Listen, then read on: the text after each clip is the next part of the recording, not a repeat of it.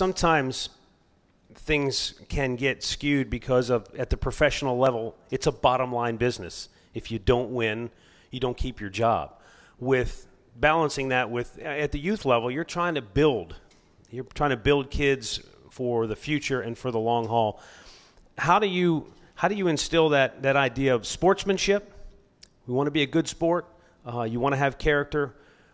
How do you balance that with when kids also hear the famous quote of, you show me a good loser and I'll show you a loser? How do you balance those two things? And I think that's one of the most difficult things to deal with at the youth level.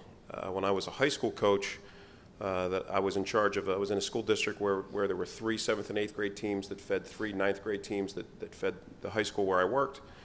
And I thought that was a tough thing in talking to those coaches, how they were running their program. And I think it's true of the levels even below that when kids first start to get into it, is what's the most important, what are the priorities of this program? Do we want to win, or do we want to develop kids for the next step? And then you keep developing them for the next step. And I always wanted to kind of guide those coaches and push them towards the development part.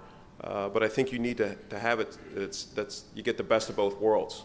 So we had a sophomore team and a JV team at North Penn High School in Pennsylvania where I worked, and with those coaches we had a 1-quarter playing rule. If a player was in good standing with the team, regardless of ability, that he had earned the right to play a quarter. And I told those coaches that the last thing I wanted to have happen wasn't getting beat. It was having a parent call me up saying, why didn't my son play? So I think the better coaches can balance that, because I think it truly is that you want the kids to truly enjoy the sport, because you're going to get some late bloomers. The worst thing that can happen is a kid that could potentially be a great baseball player down the road, or great football, whatever sport it is, but they just haven't grown into their body yet. And if they have a negative experience early, then they'll fall by the wayside and you'll never know.